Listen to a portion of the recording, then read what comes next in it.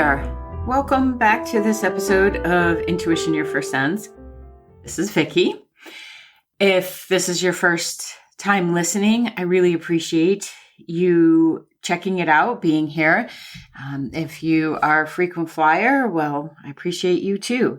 I've been hearing from people more and more these days about the podcast and the episodes they like and what they find humorous about my personality. And I appreciate that because this is our time together. And I don't know why you would spend time with someone that you didn't appreciate or like or have a good time with. And that's perhaps another episode. But this one is the one where I'm reading through chapters of my book that I wrote eons ago and needs a desperate overhaul. But the last week of the month, this is what we do, a chapter from that book. And we're getting pretty close to the end, which is exciting because I feel like that's a completion thing, something I wanted to do. And I love following through on things. And then we'll figure out what the next series is. So this month, it's about identifying your talent. So the title of the book is Everyone Has an It. And it became an acronym for so many things in my life and in my clients' lives that I decided that it would be fun to play around with that. And, you know, if anybody has a background in the medical field, well, computers, government, everything, we like acronyms. And my brain especially loves acronyms. So I decided to write a whole book about it. And this chapter, Identifying Talent, it's exactly that. It's having a mindset of, I actually do have talent and appreciating it for whatever it is. So let's get started on this. And as usual, I'm going to read from it, but I'm also going to ad-lib a little bit because, you know, lots of things have changed in the 10 years since I wrote this. It's all still relative and applicable. But I've learned a lot in the last 10 years, which is why it needs a little bit of an overhaul.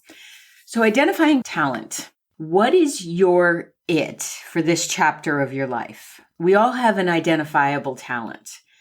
We just don't always know what that is. Everyone comes into their existence with talent and abilities. And if we can appreciate our energy in this way, lining up with the energy of talent is so much easier. One of the things I have come to know in working with people over the years is often the ability to see ourselves as talented, multifaceted, wonderful beings is perceived as egotistical when it's not at all. It is one of the first steps in being connected to self.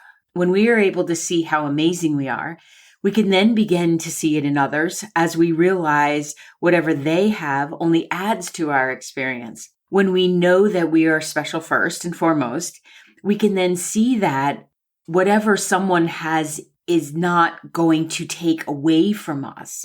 If you were to name a few positive, supportive qualities about yourself, what would they be? Would you be able to say you're kind?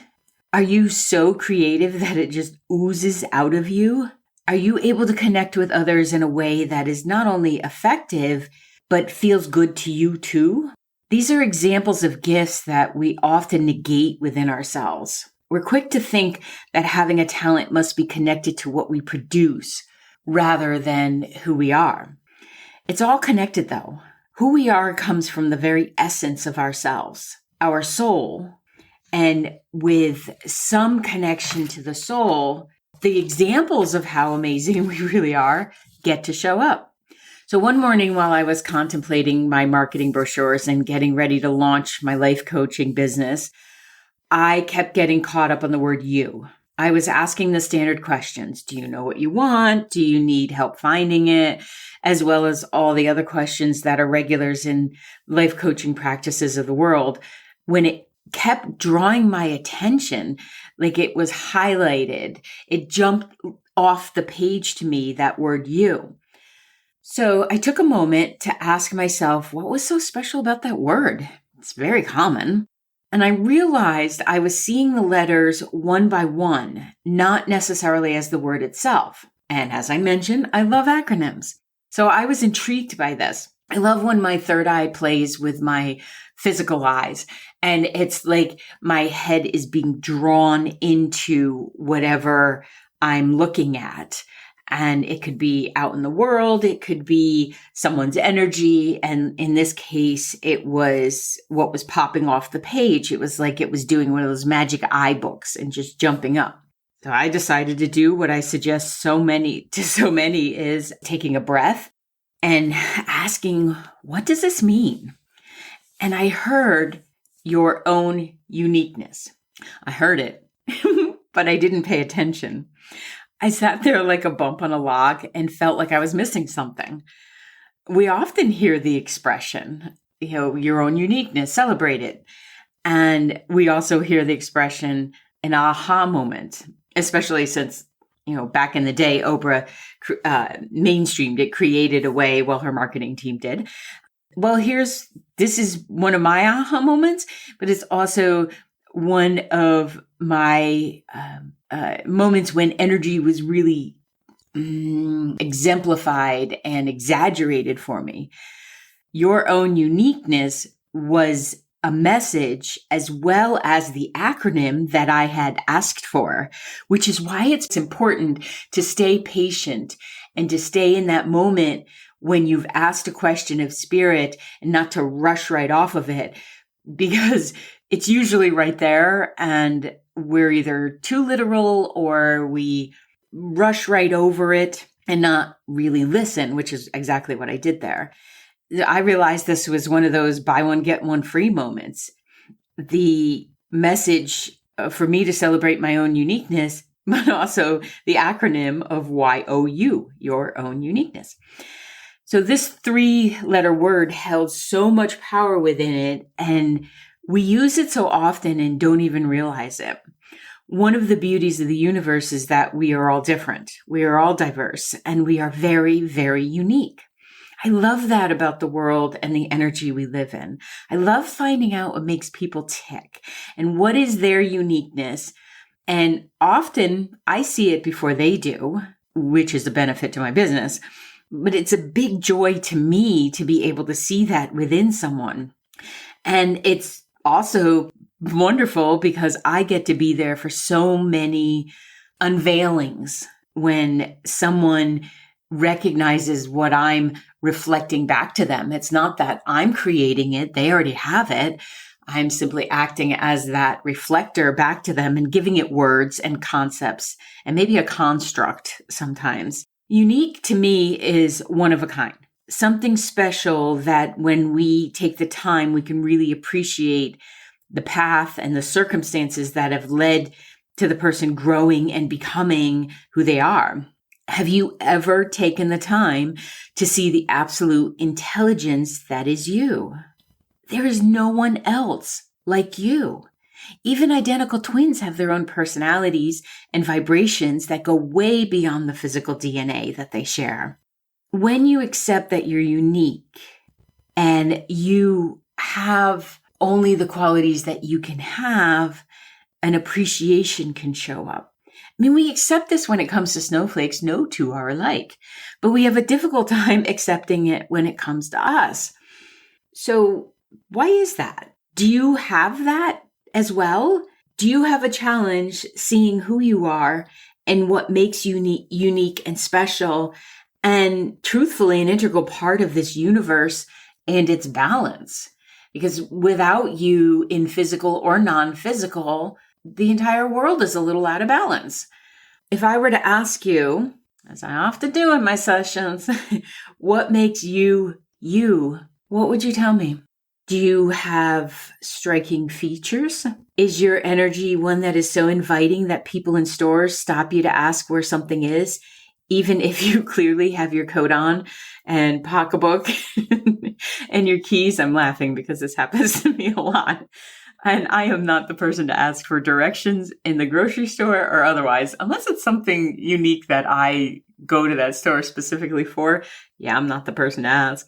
However, that happens. Do you see the world in a way that most don't? And are you someone who's not afraid to show it, who's living their beauty out loud, but maybe not acknowledging it? Do you have perhaps an identifiable talent already figured out and you're sharing it with the world in all its glory? And what I will add that's not in the book, but I want to say right now too, is that your identity is not your talent. Your talent is within you. Your identification of that talent is really what's important here. And if you are someone who, genuinely brings joy to the world because you are excited about being here in the physical, that's a talent as well. There's an app for that. I created an app for developing intuition. I created an app that will help you connect with community. And I created an app where you can take courses at your own leisure and then attend live events with myself and the rest of the amazing people that are connecting within the Vicky B app. You can find this app in Google Play. You can find it in the Apple Store as well. I do hope that you head on over there, download it. Yes, there are in-app purchases, but there's also plenty of content that is complimentary. Thank you so much for being interested in this, and I hope to see you within the app. The uniqueness of you is the talent. So whatever you feel is you, it could be your interest in a particular subject. It could be something you collect. It could be something that you put out into the world. But again, that's not the whole you. And if you're not aware of your own uniqueness, perhaps it was not encouraged for you to speak boldly of yourself or to speak kindly or to share all of your beauty. Could you give yourself some space and some time to explore that? Could you make it an adventure and start identifying what are some of the talents within you? If you have a difficult time with this, start with your values. Do you believe that being a kind person is important? Integrity, humor, compassion. Start with your values if you have a hard time figuring out what your identifying talent could be. The other ways that you may do this is ask yourself, what are you passionate about? What could you talk about for hours if someone was willing to stay there and listen to you? I could talk about the soul and how amazing it is and the integration with the human self. I mean, I literally do talk about it for hours. It occurs to me on this podcast and in sessions. But that's one of the things that is evident if you're listening to someone and they get so lit up about a subject matter. It's beautiful to see that flow out of someone. What makes you feel alive? And then what do you experience, or what are you doing or participating in that makes time fly, where you lose track and you're just so invested in what you're doing because it was interesting to you? What are your particular gifts and talents, and are you making the most of them, or are they sitting on a shelf somewhere waiting to be discovered? One of the things I love about Mike is he gets so excited talking about the books that he listens to on his very long commute. And then he'll say, "Oh, I'm boring you." And I'm like, "You're not boring me at all. I find the subject matter fascinating because you find it fascinating. It's not something I'm going to download and necessarily listen to, but the fact that he enjoys it allows me to enjoy it because it allows me to see that he really has a love for the subject matter and an incredible memory when it comes to the storylines and everything that are going on in there. And if he didn't discuss that, it would just sit on the shelf. And I don't know that it would be as fun. It would still be interesting and still be something he does for himself. But I feel like by me asking my questions of, hang on, what was that? That doesn't make any sense. It allows him to experience the book all over again. And that is what I mean by seeing the uniqueness in someone else. And if you're also just completely confused about what it is, you can look to what would you like to change or develop about yourself. So if there's something that you would like to change, maybe there's an aspect of you don't particularly care for. I see that as a request from within that your talent, your uniqueness, your beauty, and your brilliance want to come out of you, but something is pushing it down. And that could be belief systems. It could be some trauma that you've experienced. It could just be that sometimes it's hard to be a human. So look to what you would like to develop, and that may lead you to the subjects that you become passionate about, and that will help you feel alive, and then time flies, and see how that feeds into it. One of the questions I've been asked myself, and then I will ask other people, is when adults ask that ridiculous question of kids, what do you want to be when you grow up? Because let's face it, most of us don't know. But I will ask, what did you want to be as a kid? What did you find fascinating? What interested you? Because that can be one of the most honest examples of who we were before the world kind of got a hold of us and before we had to step into adulthood so much. And it's where we were aligned before we started recognizing everyone else's talents and getting into that terrible comparison deal.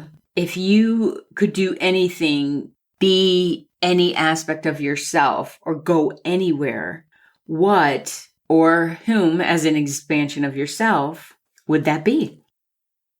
Once you have a sense of interest, a little bit of lit up energy in there, you can start to envision. And I'd like you to envision with your whole body. A lot of the times we talk about visualizing and it gets caught in just the visual aspect, the brain aspect of us.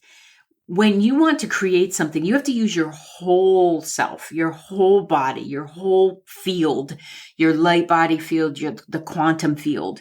So when I ask you to start visualizing it, it's fine to create a picture in your head if that's what your head does first, but then feel into it. How would I feel if I explored this? Is this something I'm really interested in? Because that's where truth is, then that's where alignment is.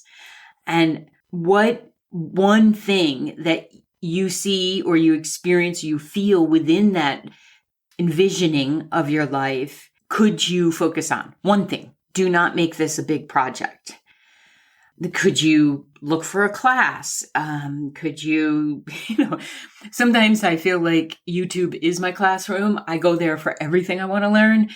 And it's just the amazing example of the people who are sharing their talents. I am so, so grateful to the people who get on there and walk us through programs we may have or may be using for business. It's just, I'm so grateful.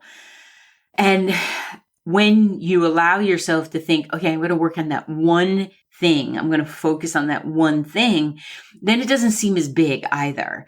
And this is not about discovering some, latent gift in there that you then have to bring to the stage or share with others. That's not this at all. This is about your own uniqueness. What is it that would light you up? Maybe you want to be in your garden and create the best herb garden ever. That this isn't the capitalist or the egoic example of put it out there for everyone to adore you. This is for you to adore from within. Anything that you can do that will help you expand or explore these areas is going to be fine.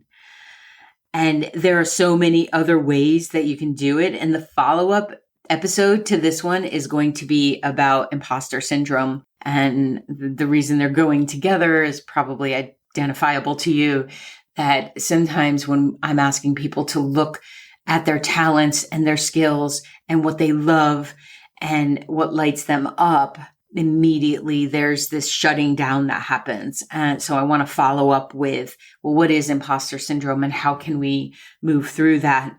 And identifying your talent, that'll get that little bugger going. So just know that next week, come on back. There'll be a follow-up episode that can help with this. If you can allow yourself to be the most expanded version of you that is possible in this moment, there'll be less pressure because we're not putting this on the future. We're saying in this moment, how can I allow myself to flourish? Rather than hide behind a fear of no talent, imposter syndrome, or I don't have a uniqueness. You have to have a uniqueness. You are your only soul. You are living in the body you have. You have to have uniqueness. And the tangible step of moving forward and committing to it is not about a to-do list. It's about reinforcing to yourself that you have these capabilities and that it can lead you to that place of self-love and self-appreciation, which ultimate goal for all of us here. I would love to hear if you know what your talents are, what your identifying talent is, what your it is, what you're doing to discover it. I'm also happy to help. You can go to the website, vickibaird.com/booking and schedule an appointment. Coaching package, new website up. Go check it out. Let me know what you think. And if I can help in any way, I am here. Thank you so much. And I'll see you in the next episode. Thank you for listening to Intuition, Your First Sense. As always, please like and subscribe to this podcast wherever you are listening to it. Leave a review and take a minute to share it with a friend. You can find me all across social media at Coach Vicki Baird, and you can book a virtual session with me from wherever you are in the world at vickibaird.com/booking. That's VICKIBAIRD.com/booking. Thank you again and see you on the next episode.